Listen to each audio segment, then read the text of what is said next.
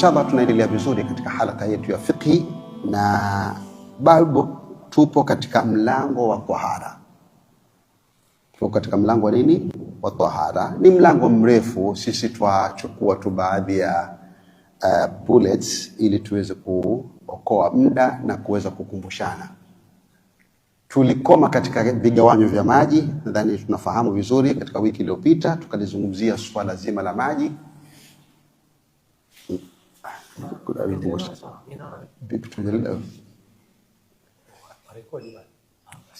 Naam, tukaeleza vigawanyo vya maji katika sheria. Miongoni mwa vigawanyo tukasema al-mushammas. Hii mushammas kidogo lillahi alhamdu nimekwenda kuifuatilia zaidi, ni kwamba mushammas ni maji ambayo yamepata joto kama tulivyozungumza, lakini joto hili si joto la kuchemshwa, ni joto la jua. Joto nini? Al-mushammas. Tofauti na hita na mengineyo kama haya. Tulisema katika madhhabi ya Shafi'i maji haya ni makuruhu, na wanasema illa, yani sababu ya maji haya kuwa ni makuruhu kutawadhia, japo unaweza kujitahishia na kutawadhia, yanaweza yakaleta maradhi ya mbalanga, al-abras. Mbalanga ni maradhi ya nini? Ya ngozi haya. Kwa hivyo katika madhhabi ya Shafi'i wanasema ni makuruhu kutumia maji al-mushammas, lakini madhhabi ya Malik na madhhabu ya Ahmad ibn Hanbal wao wanaruhusu, wanasema haya maji hayana mushkilo wote. Hususan maji haya yanaweza kuleta shida ukiyatumia katika nchi za joto kama mfano Hijaz, na hapa kwetu si vizuri. Tulipomaliza masala haya tukazungumza maji ya kullatani katika wiki iliyopita kama mnakumbuka, tukaeleza kullatani kwa kifupi. Tukasema katika madhhabi ya Shafi'i maji ya kullatani hayabebi najisi, na tulieleza madhehebu ya Kiislamu swala hili. Inshallah taala, kwa sababu tuna rekodi, tutaweza inshallah pia tukarudia katika ile clip ili tuokoe muda. Leo tutaanza mlango mpya wa masala ya najisi, mlango muhimu sana katika sheria, na ni muhimu sana huu mlango. Na mlango huu biidhnillahi taala tutazungumza nukta zifuatazo. Kwanza ni nini najisi sheria, pili ni sampuli zipi za najisi. Basi tutakoma hapa. Kwa hivyo tutaeleza nini maana nini najisi na sampuli za najisi ni zipi. Ama nini maana ya najisi? Najisi ni lugha ya Kiarabu, na wenyewe watu wa lugha wanasema an-najasatu ni dhiddu at-tahara. Kitu chochote ambacho ni kinyume na tahara kinaitwa nini? Kinaitwa najisi. Hii ni kilugha. Lakini kisheria wanasema an-najisu au an-najasatu ni kullu ainin mustakhdhir, kullu ainin mustakdhir wa mustakhbath. Hii ndio tafsiri fupi kabisa. Kila kitu ambacho ni kichafu kisha ni kibaya. Kila kitu ambacho ni kichafu na ni kibaya huitwa nini? Najisi. Kwa maana haya, kullu ainin, kila kitu ambacho sheria imesema ni kichafu, si akili yako, kitu hicho kitaitwa nini? Najisi. Kwa tafsiri nyingine wakasema ni kila kitu ambacho ni haramu kule kula kitu kile, si kwa sababu ya madhara wala si kwa sababu ya kuwa ni haramu, bali ni kwa sababu ya uchafu wa kisheria. Kwa sababu kuna vitu vingine ambavyo si najisi lakini ni haramu kula. Kwa mfano Sheikh, kuna kitu gani ambacho kina madhara na si najisi?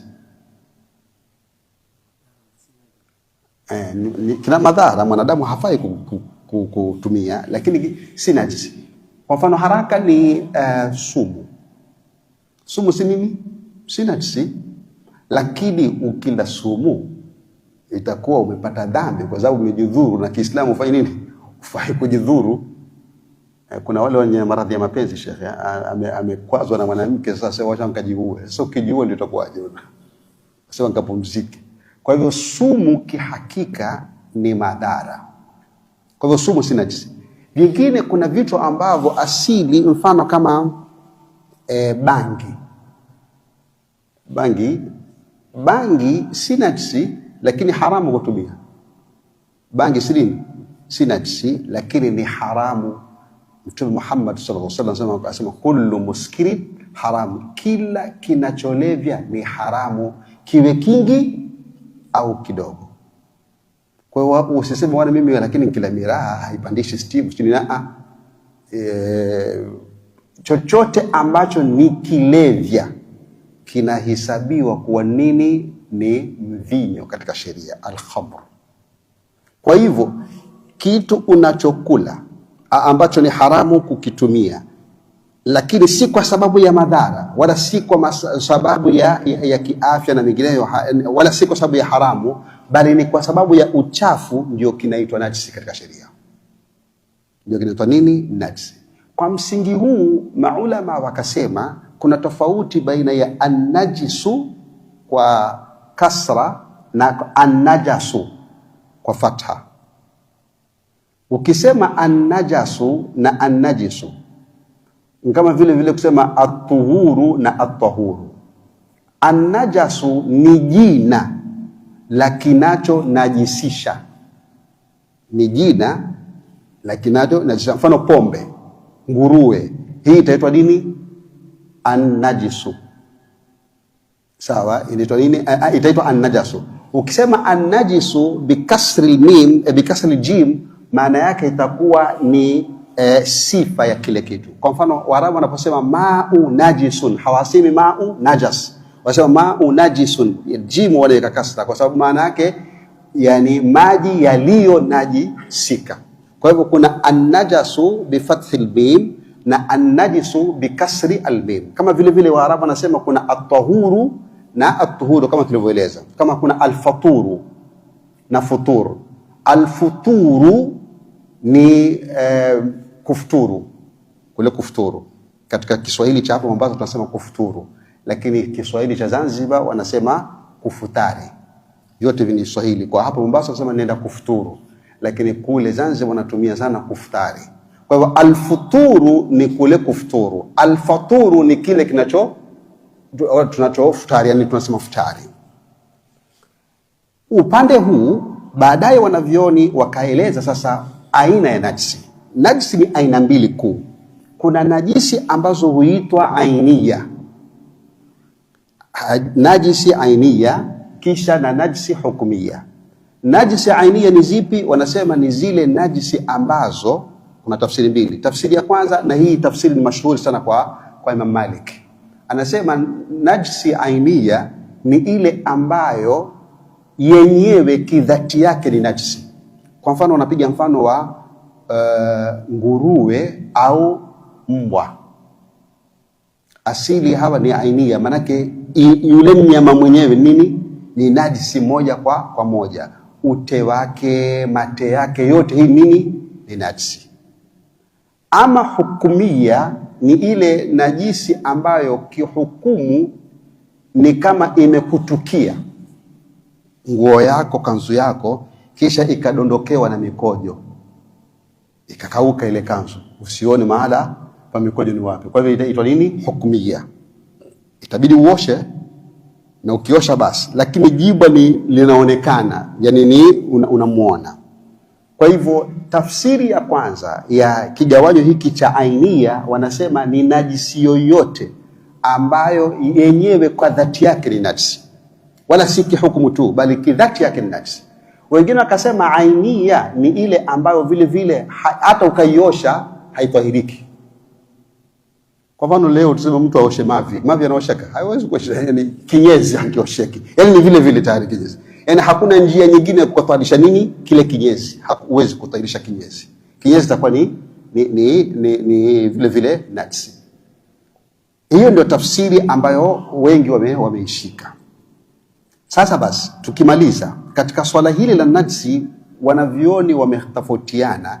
Kuna najisi ambazo wamekubaliana wanavyoni wote kwa najisi, lakini kuna najisi ambazo wanavyoni wamekhtalifiana. Leo tutazungumza najisi ambazo wamekubaliana wanavyoni, kisha inshallah wiki itakayofuata tutazungumza zile ambazo wametofautiana. Najisi ya kwanza ambao wanavyoni wote wamekubaliana kwamba ni najisi, yani nazungumza madhehebu yote mane yote mashuhuri, ni kwanza ni lahmul khinzir, nguruwe. Nguruwe au nyama ya nguruwe ni haramu kwanza na ni najisi, hata akachinjwa kihalali. Yani mtu akamchinja, hasa kama ndivyo ng'ombe, haji hawi halali. Upo stadi ukachukua kisu ukamchinja nguruwe, ukasema mimi mchinja kihalali, yani kisawa, ukamtenganisha nini shingo yake, anakuwa bado ni najisi. Kwa hivyo hata siku moja nguruwe hawi nini, hawi tahara. Na Mwenyezi Mungu ameyataja kwamba ni inma harrama alaykum almaytata wa lahma alkhinzir wama uhilla bihi lighayrillah au wama uhilla lighayrillah bihi, katika aya mbalimbali sura al-Baqara na sura al-An'am. Kwa hivyo nguruwe wanavyoni wote wamekubaliana kwamba ni najisi, hakuna uhalali wowote. Na kuna kosa linafanywa na baadhi ya watu, wanaanza kutia ila kwa nini nguruwe ni najisi. Wanasema kwa sababu ana germs. Nguruwe ni najisi kwa sababu Mwenyezi Mungu amesema ni najisi. Kwa hiyo usiseme kwamba wale nguruwe ana mchafu sijui nini, ukila hana haya ndio maana wazungu hawana haya. Hizi ni tahlil ambazo sheria haijateremka. Fadlan kwamba kuna kaida katika fiqh, katika usuli kwamba hukumu zozote zinazoambatana na hurma ama na halali ya vyakula hazifanyiwi illa. Yani hakuna sababu ya kwamba kwa nini nguruwe amefanywa haramu. Nguruwe ni haramu. Kwa hivyo nguruwe ni najisi, mwili wake wote ni najisi, mifupa yake ni najisi, ngozi zake ni najisi, mate yake ni najisi na mengineyo kama haya. Hawa wameafikiana wanavyoni. Pili, wakaafikiana wanavyoni juu ya damu, ila wanavyoni wamefafanua swali hili la damu. Kuna damu aina 4. Kuna damu ambayo inachuruzika, inaitwa damu masfuh. Damu hii ni najisi moja kwa moja. Kwa mfano ukachinja kondoo, ile damu isiyochuruzika, ikichuruzika ile damu inaitwa damu masfuh, ni haramu moja kwa moja, au damu masfuha, ile ni najisi moja kwa moja. Wanavyoni wote wamekubaliana hivyo kwamba damu ile inayotoka hasa kwa wanyama wakavu au nchi kavu, wakina ng'ombe na wengineo hawa, ukimchinja damu inatoka, ile damu inayopita, adamu alladhi yajri wa yasil, inaitwa masfuh, ni najisi katika sheria. Hii wanavyoni wote wamekubaliana. Aya, kuna wanyama ambao asili hawana damu zinazochuruzika. Kwa mfano jongoo na wadudu wengine kama hawa, mfano nzi, sawa, wale huambiwa damu yao si najisi. Damu yao si nini? Si najisi. Ama damu ya mwanadamu, damu ya mwanadamu nini? Ni najisi. Isipokuwa baadhi ya maulama wakasema ikiwa damu hii inatoka kwa shahidi aliyeuawa katika vita, si nini? Si najisi.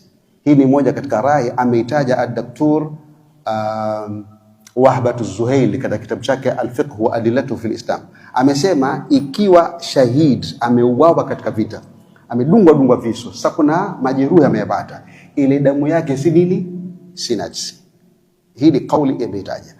Lakini damu yoyote ya mwanadamu akakatwa, kwa mfano Mwenyezi Mungu atuhifadhi, damu ikachuruzika, ama ukajijeruhi mahala damu ikachuruzika, ile damu ni najisi, kwa maana hufai kula. Kuna baadhi ya makabila hula damu ile damu anapiga mnyama kisha anafyonza ile damu, ile ni haramu katika sheria. Kisha kuna damu ambayo ni halali kula. Damu yoyote iliyochanganyikana na kiungo, kwa mfano damu ya moyo. Moyo asili ukiuona moyo una rangi ya damu, sio? Kwa hivyo ukikata moyo kuna aina ya damu, ile damu ni halali.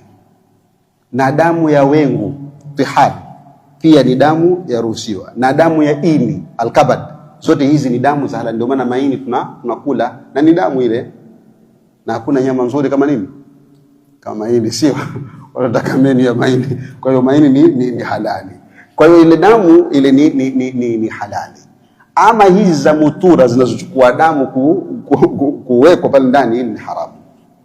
Nairobi shagali kuna mitihani, kuna kaida moja ukienda Nairobi wanakuambia Ukitaka usile nguruwe basi usile nyama Nairobi. Maana si mchezo. Labda siku hizi lillahi alhamdu CBD kuna mabucha ya Kiislamu, lakini mitaani mtando ishi kule kwa ni mitiani. Unaweza kwenda sehemu watu wakata nyama, sasa kama ukapenda nyama basi ukachukua tukumbe kuna nini nguruwe. Hata kuna sahibu wangu mmoja asema kama umekula nguruwe ustadi Nairobi ama umekula nyama basi sidhani kwa umekula nyama moja kwa moja. Lakini la alhamdulillah hivi sasa society ya Kiislamu ni kubwa, kuna mabucha maalum alhamdulillah ambao kuna nyama za ambazo si nguruwe. Kwa hivyo damu hizo zote, na kuna damu ya samaki. Kuna samaki ni wakubwa sana, ukimkata anatoa damu, mfano kama wakina una hawa na tafi wanakuwa ni wakubwa. Kuna kubwa sana viboma hivi, ukimwona ni mkubwa sana hata kumbeba uwezi, ukimkata anatoka papa hawa. Ile damu ni damu ambayo haidhuru katika sheria. Kwa hiyo si nini, si najisi, kwa maana waweza kumkaanga na damu yake na kufanya nini, ukala. Tumefikiana hapa. Kwa hivyo damu imeelezwa hivyo. Jingine ambalo wamefikiana wanavioni, kuna hiyo damu maafu. Damu maafu ni ile damu ambayo sheria imeruhusu, yani haidhuru. Hata mfano umeswali kisha ukajikwaruza sehemu, yani ukakuna katika sehemu yako, kawashwa, kisha damu ikatoka kidogo, damu ile ni maafu, haitoki. Kwa sababu haitoki sana. Ikitoka sana kichuruzika itakuwa hairuhusiwi, ni najisi. Lakini kwa mfano una kijipele mahala, kisha ukajikwaruza kidogo ikatoka damu kidogo ikishia pale pale, inaitwa ni damu maafu. Kama vile damu ya mbu akidona mtu ana damu, ukimpiga hivi damu iko pale, damu yake pia haidhuru. Kama vile sema damu ya nzi, damu ya mbu, hizi zinaitwa al-maafu, hazina shida. Wanavyoni wote wamekubaliana kwamba damu lazima isafishwe, yani najis lazima isafishwe, isipokuwa kauli mbili za al-Imam Malik. Yeye ndiye amefanya maajabu, akasema ikiwa mtu anaswali akatokwa na damu kwa mfano, ama akawa na najisi ile ni lazima iondoe ikiwa na uwezo wa kuiondoa. Lakini kama amesahau wanasema atalipa swala, lakini swala itakuwa ni sunna kuilipa. Narudia tena, Imam Malik anasema lao mtu ana najisi, ameswali akaona najisi, lakini kisha akaswali kusudi, yani akaswali hivyo hivyo, asema swala yake imebatulika, lakini si lazima airudie, kwa sababu kwake yeye kuna hali mbili. Asema kuna yule aliiona kimakusudi na akaiacha, swala yake tabatulika, itabidi irudie. Lakini kuna yule ambaye amesahau, mfano amejua ni najisi lakini akasahau akaswali, asema kwake yeye itabidi kule kusahau kwake airudie ile swala, lakini ni sunna kuirudia. Kauli hii imepingwa na wanavyoni wote watatu. Wamesema la, yoyote yule aliye na najisi ni lazima aiondoe, na lao ataswali na najisi, swala imebatulika moja kwa moja, na ni lazima airudie, sio sunna, ni wajibu kuirudia. Mfano mtu ameswali kisha akatoka na damu, kuna jeraha kumbe likatoka damu mpaka zikachuruzika, huyu mtu anawajibika kuivunja ile swala, akaisafisha ile najisi yake, kisha arudi aanze upya, si aende mbele. Tutakuja kuyaeleza haya masala. Mtu akipata najisi, mfano hata amefika raka ngapi ya 3, bado ya 4 tu, moja amalize, sasa amewacha nishamalize hizo 3, sitakwenda wacha nitamaliza moja.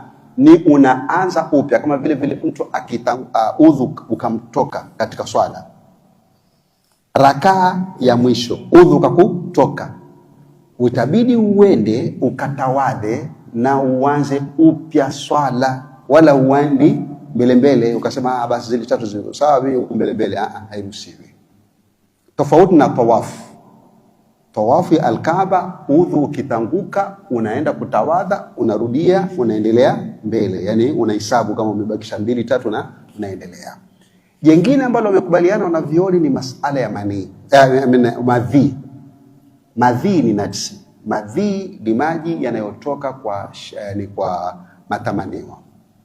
Tofauti ya madhi na manii ni kwamba manii huja kwa kuchupa, yani kwa kuruka kwa nguvu, lakini madhi huwa ni kwa kutamani tu, kisha kuna maji hutoka kwa ima mwanamke au mwanamume.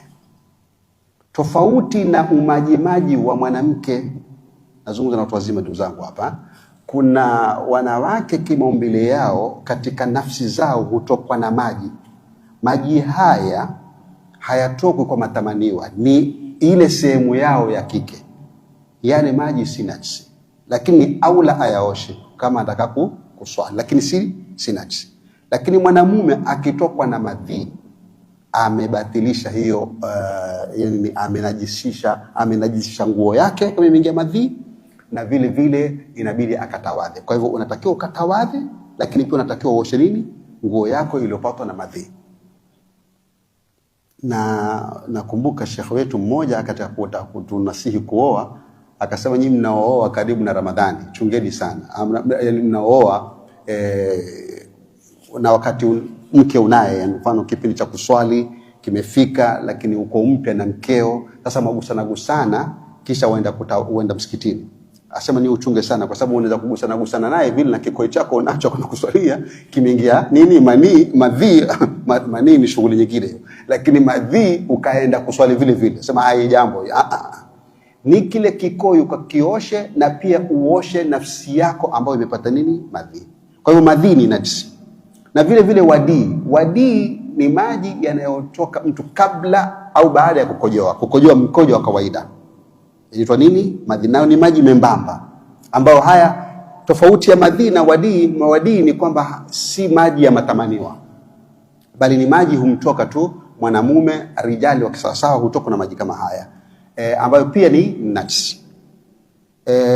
Tukome hapa inshallah taala katika vigawanyo vya najisi ambazo wanavyuoni wamekubaliana. Asili ni 9, tumetaja 4, bado 5 tutakuja kuyazungumza inshallah taala katika wiki itakayokuja.